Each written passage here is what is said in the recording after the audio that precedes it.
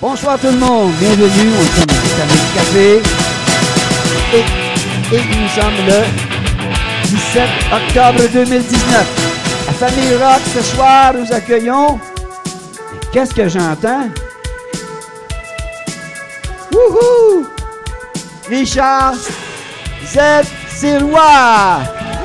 Merci beaucoup. Merci Géo. Géo qui est mon idole. Géo qui a présenté un des meilleurs shows rock que j'ai vu dans ma vie, Emerson, Lake and Palmer à Place des Nations. Ben voyons donc! C'est toi qui avais présenté ce show-là. Ah ben, t'as une bonne mémoire! Ouais, un des meilleurs shows que j'ai vu dans ma vie. Puis j'en ai vu des centaines.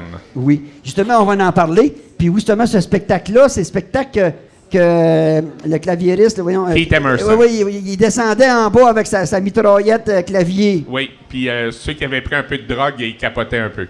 Il y en a qui sont restés accrochés là-dessus pas mal. C'est le fun quand même, Richard, que tu dises ça, parce que c'est une période de ma vie où tout aurait pu balancer d'un bord ou l'autre, là. En étant présentateur à la Place des Nations, que Yves Mona, qui est ici ce soir, lui, le sait, je me suis fait un peu de crédit, si tu veux, qui m'avait permis d'aller même annoncer au Forum. Oui, je t'ai vu aussi au Forum. Oui. C'est juste que je me rappelle pas quel show. Oui. Pour toutes sortes de raisons obscures. Ouais. C'est ça. Et puis, justement, on parlait tantôt un peu comment débuter notre entrevue. Tu me disais que dès l'âge de 13 ans... À 13 ans, j'allais voir des shows rock, 13, 14, 15. Je partais de Pierrefonds, où j'habitais. J'amenais ma petite sœur qui avait 2 ans plus jeune. Puis on allait voir des shows de monstres, genre Black Sabbath puis Grand Funk Railroad. Puis ma mère, elle capotait, mon père aussi, parce qu'on prenait le train. J'avais comme 14-15 ans, ma soeur avait 13 ans, puis on allait voir des shows, parce que c'était ma drogue, les shows rock. Puis il fallait courir jusqu'à Place Bonaventure pour prendre le train pour aller dans l'ouest de Montréal à ce moment-là. Fait que mes parents ont angoissé beaucoup à cause des shows que j'ai été voir. Beaucoup. Jamais il aurait pensé que tu aurais une si belle carrière, effectivement, que tu as Moi non plus, pas en tout. Mais le pire, c'est que on parle de carrière de RBO, mais jusqu'à l'université, il n'y a personne de nous qui voulait faire ça. C'est un hasard parce qu'on était en communication à l'UQAM, puis on voulait être journaliste ou faire la radio ou la télé de façon sérieuse. Mais c'était vraiment pas un plan de carrière. C'est une suite de hasards qui ont fait que RBO a marché. Mais même, tu vois, Chantal qui était avec nous à ce moment-là, ses parents d'origine polonaise disaient à Chantal, quand est-ce que tu vas faire quelque chose de sérieux dans la vie? Parce qu'ils ne pensaient pas qu'au Québec, on pouvait gagner notre vie en faisant de l'humour. Comprends. Donc, on va aller de fil en aiguille. Bon, tu as vu beaucoup de spectacles étant plus jeune, au Forum. Des exemples, par exemple, moi, je me souviens, Jethro Tull. Oui. Leur décor, c'était incroyable à ce moment-là, ça se faisait pas. C'était comme un bateau de pirates et qui était reconstitué sur la scène. Et puis, au début, le chanteur, il apparaît sur le pont, il fait toute sa chanson. Des fois, il disparaît à la fin, puis il sort juste par l'autre bord, il y a juste une petite fenêtre, puis il ouvre la fenêtre. Thick as a brick. Oui. Je sais pas si ça dit quelque chose. J'ai vu Jethro Tull. J'ai vu tous les groupes. Genesis, Gentle Giant. Je passais ma vie à aller voir des shows rock. Pink Floyd. Puis il m'est arrivé des drôles d'histoires parce que, en fait, à cause de certaines substances illicites à ce moment-là, mais j'avais été voir Pink Floyd à l'Autostade. Puis c'était le premier show, je pense, produit par Ménard Simard. À l'époque, c'était les productions Cosmos. Puis quelqu'un me touche sur l'épaule. J'étais un peu dans un état second. Et je me retourne, c'était ma mère avec son frère qui allait voir Pink Floyd. Fait que ça, c'est... ouais, il est arrivé des anecdotes. Puis j'avais un ami très jeune qui a eu un dentier, puis il s'appelait Alain.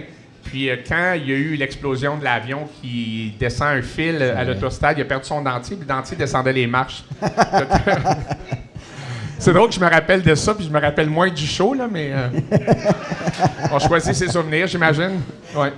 Est-ce que tu as pogné le dentier et tu t'en es servi plus tard? Non, il l'a retrouvé, mais tu sais, ça descend pas beaucoup de marches, un dentier. Hein? Quand ça fait 2-3 marches, ça s'arrête. Ça fait que. C'est vrai quand même que. Il y a des affaires qu'on se souvient pas, puis d'autres affaires qu'on se souvient qui n'ont pas rapport avec l'événement.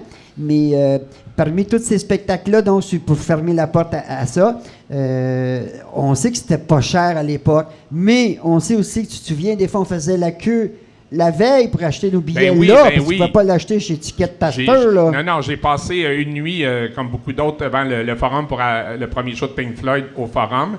Je n'avais pas vu celui au Centre sportif de l'Université de Montréal. Mais fallait attendre la vente des billets. C'était les premiers arrivés. Fait qu'on passait souvent la nuit devant le forum pour avoir des billets de show. C'était fou. Il y a des shows que j'ai vus que c'était épeurant. J'ai vu Genesis au Centre sportif de l'Université de Montréal, puis il y avait juste une porte qui s'est ouverte une porte ouverte pour à peu près 5000 personnes. C'était épeurant. Là. Tes pieds ne touchaient plus à terre tellement que la foule était dense. Puis j'ai vu King Crimson au Cégep Saint-Laurent, première présence en Amérique du Nord du groupe. Ils ont un show à l'auditorium au gymnase du Cégep Saint-Laurent. Je pense même que j'ai déjà écrit 2 articles dans Pop Rock, mais je suis pas sûr. Je sais pas s'il y a un historien de Pop Rock ici. Je pense que j'ai écrit 2 critiques de disques en février 1981. Je pense que c'était une critique de l'album Emotional Rescue des Rolling Stones, puis soit Genesis ou Peter Gabriel. Oui. Mais je pense, mais je suis plus sûr de où je les ai. Parce que j'écrivais dans quelques revues. J'avais écrit dans Québec Rock, j'écrivais dans le journal du Cégep Antique, dans une revue qui s'appelait Le Temps Fou. Mm-hmm. Mais je sais plus, tu sais, c'était pas légal dans ce temps-là, mais ça existait quand même, hein. Fait qu'il y a des bouts que j'ai ratés un peu, là. Oui, puis on empile tellement de choses, hein, dans une carrière. Quelqu'un va se dire, j'ai rien contre ça, je suis plombier. Il va être plombier, il va y arriver ça, puis ça, puis je veux dire, c'est pas compliqué, il va à la même place ou presque. Tandis que nous, nos carrières d'artistes nous amènent dans différentes positions. Et toi, comme tu expliquais aussi, lorsque vous étiez à l'université en communication? Oui, bien, on était, tous les RBO, on était en communication. Et puis, on avait un stage à faire dans notre cours de communication, un stage pratique. À ce moment-là, CIBL a ouvert sur Boulevard P9 à la fréquence 104,5. C'était la radio communautaire de l'Est. Et la seule raison d'existence de Rock et Belles Oreilles dans ce temps-là, c'était la passion de la musique rock. Ça n'avait pas rien à voir avec l'humour. C'est ça que les gens oublient ou que les gens ne savent pas trop. Quand j'ai rencontré Guy à l'arrière dans les derniers bancs d'un cours de communication, quand on s'est parlé la première fois, on a parlé juste de musique, puis pendant des jours et des semaines, on parlait de musique. Puis avec les autres de RBO qui n'étaient pas encore nécessairement des amis proches, on parlait de musique, de disques. Puis on a voulu partir une émission de radio sur la musique rock. Et le premier nom de notre émission, c'était le rock de A à Z. Guy a rajouté un A à son nom et moi un Z pour faire le rock de A à Z avec Guy Lepage et Richard Z. Sirois. Fait que c'est la seule raison des 2 initiales dans nos noms, pour faire de A à Z. Enfin, on a su ce que c'est, hein? Le mystère. Parce qu'il y avait des rumeurs que c'était à cause d'un Big Zizi. Non. Ça, c'est vrai aussi, mais... Non. Il l'a admis! Non, c'était le rock de A à Z. Et là, ça a été le titre de l'émission pendant un bout de temps. Mais des n'importe quoi de A à Z, il y en a eu. Tu sais, les films de A à Z, la musique de A à Z, les recettes de A à Z. Fait que là, on était chez Guy, je me rappelle très bien, dans sa cuisine. J'étais assis à sa table de cuisine. Puis lui était à côté sur son frigidaire. Puis on cherchait un autre nom que de A à Z. Mais il fallait qu'il y ait rock dans le nom parce que c'est une émission de radio sur la musique rock. Fait que là, lui, il a pensé à Rock et Belles Oreilles. Puis à ce moment-là, je me rappelle très bien d'y avoir dit « ça marchera jamais, ce nom-là ». À ce moment-là, on est en mai 1981. Et je lui ai dit « ça marchera jamais, ce nom-là », en savourant mon Nestlé Quick aux fraises. Et puis, et c'était uniquement... c'est ça, j'insiste là-dessus ce soir, contrairement à d'autres entrevues que j'ai faites, parce que ici, c'est des passionnés de rock, mais... Ouais. Puis ce qui a détraqué un peu l'histoire, c'est que dans notre émission de radio consacrée au rock, moi, je voulais absolument que ça soit sérieux. Je voulais qu'on parle de rock de façon sérieuse. Puis là, on a eu l'idée de faire la biographie de Jim Morrison. Et moi, je voulais que ça soit de façon sérieuse. Fait que là, les gars ont préparé un sketch. Puis là, ils ont dit... moi, j'avais pas entendu ce qu'ils avaient fait. Puis là, le sketch commence. Ça commence par Jim Morrison est né à Repentigny. Fait que là, j'étais vraiment en crise. J'étais pas content parce que je voulais en parler de façon sérieuse, moi, de la musique. Puis là, ça s'est mis à détraquer. Puis là, ça n'a plus jamais été... sérieux. Ça n'a plus jamais été sérieux. Mais on utilisait beaucoup la musique. Nos premiers indicatifs, un des premiers indicatifs de RBO, c'était sur une chanson des Doobie Brothers.